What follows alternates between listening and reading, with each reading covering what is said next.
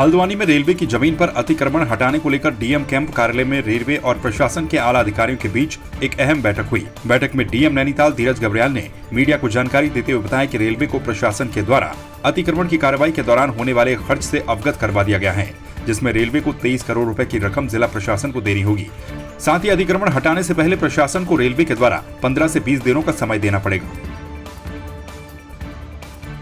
देखिए, रेलवे के अधिकारियों के साथ हमारी बैठक हुई जिसमें एसएसपी साहब भी थे और सारे हमारे अधिकारी भी थे। तो उसमें ये बात आई, इन केस इनको अतिक्रमण हटवाना है तो ऐसी दशा में मिनिमम 15 से 20 दिन का टाइम हमें एडवांस उनको देना होगा।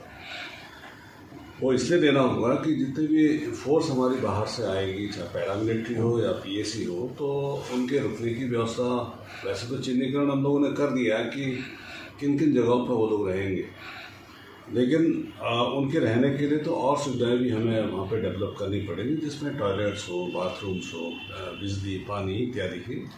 तो इसमें मिनिमम 10 से 15 दिन का टाइम हमें लगेगा। अगर जिस डेट को भी उन्होंने अतिक्रमण हटाना है उससे 15-20 दिन पहले का टाइम हमें उनको देना पड़ेगा। ये उनकी सुविधा के अनुसार हम लोगों ने डिसाइड किया है। और जो ओवरऑल असेसमेंट हम लोगों ने किया है कि इस अभियान में कितना खर्चा आ सकता है, तो उसका भी असेसमेंट करके हम लोगों ने रेलवे बोर्ड को दे दिया है कि पूरे अभियान में लगभग 23 करोड़ रुपये खर्च आने की संभावना है, जिसमें रहने की व्यवस्था से लेकर उनका ट्रांसपोर्टेशन और जितने अधिकारी और कर्मचारी हमारे बाहर से आएंगे और इस ड्यूटी में हम लगेंगे, तो उनके रहने की व्यवस्था, खाने की व्यवस्था और सारी चीज़ों को देखते हुए हम लोगों ने पूरा असेसमेंट कर लिया है और हम लोगों ने लमसम एक अमाउंट उनको दे दिया कि 23 करोड़ की धनराशि आप लोग को खर्च करनी पड़ सकती है। कालाडूंगी विधानसभा क्षेत्र के वरिष्ठ बीजेपी नेता मनोज पाठक ने चंपावत के उपचुनाव में मुख्यमंत्री पुष्कर सिंह धामी की ऐतिहासिक जीत का दावा किया है। उन्होंने कांग्रेस प्रत्याशी पर चुटकी लेते हुए कहा है कि कांग्रेस सिर्फ चुनाव में प्रत्याशी खड़ा कर एक औपचारिकता निभा रही है। उन्होंने कहा कि कांग्रेस चुनाव में दूर दूर तक कहीं भी नहीं दिख रही। यशस्वी मुख्यमंत्री आदरणीय धामी जी चंपावत विधानसभा से चुनाव लड़ रहे हैं और चंपावत क्षेत्र की जनता का सौभाग्य है कि धामी जी को वोट करने का मौका, भारतीय जनता पार्टी को वोट करने का मौका पुनः उनको मिलेगा। वहाँ के क्षेत्र की जनता बहुत उत्साहित है। हमारे प्रदेश के नेतृत्व के निर्देशन पर वहाँ का जो क्षेत्रीय कार्यकर्ता हैं, क्षेत्र के पदाधिकारी हैं, वो पूरी उत्साहित होकर के उस चुनाव में प्रतिभाग करवाने के लिए, चुनाव की योजनाओं में चुनाव लड़वाने के लिए लगे हुए हैं। आगे आगामी 31 को चुनाव है और 3 तारीख को परिणाम आएगा। प्रचंड बहुमत के साथ भारतीय जनता पार्टी जीतेगी। बिल्कुल सरासर निराधार, कहीं से कहीं दिखाई नहीं देती है और जनता वहाँ धामी जी को जिताने के लिए तैयार बैठी हुई है और चारों ओर से ये सब प्रत्यक्ष में दिखाई दे रहा है कि ये सामान्य जो जिस तरह का चुनाव होगा वो एक औपचारिकता मात्र होगी। धामी जी वहाँ से जीत करके प्रचंड बहुमत से जीतेंगे। श्रीनगर में पुलिस ने आईटीबीपी के जवान को गिरफ्तार किया है। आईटीबीपी जवान पर वाहन में नाबालिग लड़की के साथ छेड़छाड़ का आरोप है। पुलिस ने आरोपी जवान के खिलाफ पॉक्सो एक्ट में मुकदमा दर्ज किया है। जानकारी के मुताबिक आरोपी और पीड़ित दोनों चमोली जिले के जोशीमठ के एक प्राइवेट वाहन में बैठे हुए थे, जिनके साथ 3 अन्य लोग भी सवार थे। आरोप है कि जवान ने लड़की के साथ गाड़ी में छेड़छाड़ की, जिसकी शिकायत पीड़िता ने श्रीनगर पहुंचकर पुलिस को दी। ये रात की घटना है, कल शाम की घटना है। ये कर्णप्रयाग से प्राइवेट टैक्सी आ रही थी जिसमें 2 लड़कियाँ और 2 लड़के बैठे थे और एक बंदा और भी बैठा था प्राइवेट गाड़ी में, जिसके द्वारा रास्ते में एक लड़की से छेड़खानी की गई जो नाबालिग है, और उसके तहरीर के आधार पर यहाँ पर जो है 354 और एक पॉक्सो एक्ट में मुकदमा कायम हुआ है और जो मुलजिम है उसको भी अरेस्ट कर लिया गया है। हाँ, ये आईटीबीपी में ये पता चला, जब इसके बारे में जानकारी की गई तो ये आईटीबीपी में कार्यरत है। बाजपुर में आम आदमी पार्टी के कार्यकर्ताओं ने पार्टी के द्वारा पूर्व प्रत्याशी सुनीता टम्टा को प्रदेश उपाध्यक्ष बनाए जाने पर उनका फूल मालाओं के साथ जोरदार स्वागत किया। इस दौरान सुनीता टम्टा ने पार्टी को मजबूत बनाने की बात कही।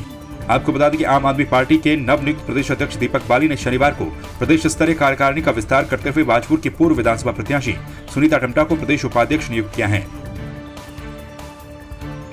पार्टी ने जो जिम्मेदारी दी है मुझे, मैं पूरी निष्ठा कर्तव्य से पार्टी के लिए पूरी तरीके से निस्वार्थ भाव से पार्टी के लिए काम करूंगी और जितने भी हमारे आम आदमी पार्टी के कार्यकर्ता हैं मिलकर पार्टी को एक नई दिशा के रूप में ले जाते हुए आम आदमी पार्टी की जो नीतियां हैं वो घर घर पहुंचाने का प्रयास करेंगे। उसी पे जो है वो रणनीति चल रही है और आने वाले टाइम में सारी जितनी भी कार्यकारिणी है उसका गठन होगा और बहुत मजबूती से जो है सभी कार्यकर्ता मिलके आम आदमी पार्टी के लिए काम करेंगे।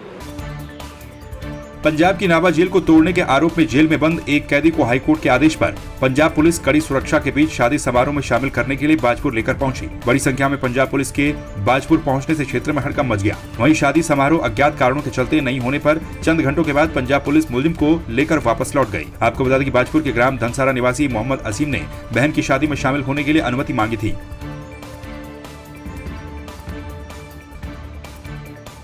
माननीय Punjab and Haryana high court के ऑर्डर के मुताबिक जहां गांव धनसारा के अभियुक्त को पैरोल दी गई थी, परमिशन दी गई थी शादी अटेंड करने के लिए, परंतु शादी उन्होंने जो अग्रिम तक टाल दी है। इसलिए परिवार वालों और ग्राम पंचायत ने डिसाइड किया कि जो अभियुक्त मोहम्मद आसिम है उनको वापस पटियाला जेल में वापस भेज दिया जाए। रामनगर वन प्रभाग के कोटा रेंज में वन पंचायत की भूमि पर कब्जा करने का मामला सामने आया है। कोटा रेंज में पड़ने वाले भलोन गांव में स्थानीय ग्रामीणों ने एक रिजॉर्ट स्वामी पर आरोप लगाया है कि उसने निर्माणाधीन पंचायत की भूमि पर अतिक्रमण किया है। स्थानीय लोगों ने यह भी आरोप लगाया कि वो वन पंचायत की भूमि से ग्रामीणों को अपनी भूमि पर भी नहीं जाने देता है। वहीं इस मामले में वन प्रभाग रामनगर के डीएफओ चंद्रशेखर जोशी ने बताया कि मामला उनके संज्ञान में आया है और इस मामले में जाँच की जा रही है। अभी मेरी जानकारी में आया है कि ग्राम सभा भलोन में एक रिसोर्ट बन रहा है जो ग्राम पंचायत की ज़मीन में है, वो अतिक्रमण कर रहा है। उसके खिलाफ हमारे द्वारा कार्रवाई की जाएगी। देखिए, जो वन पंचायत की होती है ये पंचायत के मैनेजमेंट में होती है, लेकिन इसका स्टेटस भी फॉरेस्ट का स्टेटस है और इसमें कोई भी निर्माण कार्य जो किया जाता है उससे पहले फॉरेस्ट क्लियरेंस लेना आवश्यक होता है। तो वन भूमि हस्तांतरण की कार्रवाई की जाती है। जैसा आपने बताया, अगर इस तरीके का कोई वहाँ पे अवैध कार्य हो रहा है तो इसकी मैं जांच कराऊंगा, है नहीं, और अभी अपने रेंज अधिकारी से भी मैं इसमें पूरी रिपोर्ट लूंगा और उसके बाद इसमें जो भी विधिक कार्रवाई होगी वो की जाएगी। पिथौरागढ़ में यूथ कांग्रेस के प्रदेश अध्यक्ष सुमित्र भुल्लर ने जिला यूथ कांग्रेस के पदाधिकारियों के साथ बैठक की। इस दौरान उन्होंने पत्रकार वार्ता करते हुए कहा कि मोदी सरकार ने कोविड में हुई मौतों को लेकर जनता को ठगने का काम किया। उन्होंने कहा कि सरकार को दोबारा सर्वे कर जिन लोगों की कोरोना से मौत हुई उनके परिवार को 4 लाख रुपए का मुआवजा देना चाहिए। अभी ताजा जो WHO की रिपोर्ट आई है विश्व स्वास्थ्य संगठन की, उससे सरकार का झूठ उजागर हो चुका है। हमारे देश की सरकार कहती है कि 4,70,000 लोग कोविड में मरे, जबकि विश्व स्वास्थ्य संगठन कहता है कि दुनिया में सबसे ज़्यादा लोगों की मृत्यु कोविड की वजह से अगर किसी देश में हुई तो वो भारत में हुई और उसकी संख्या जो है वो 47 लाख से ज़्यादा है।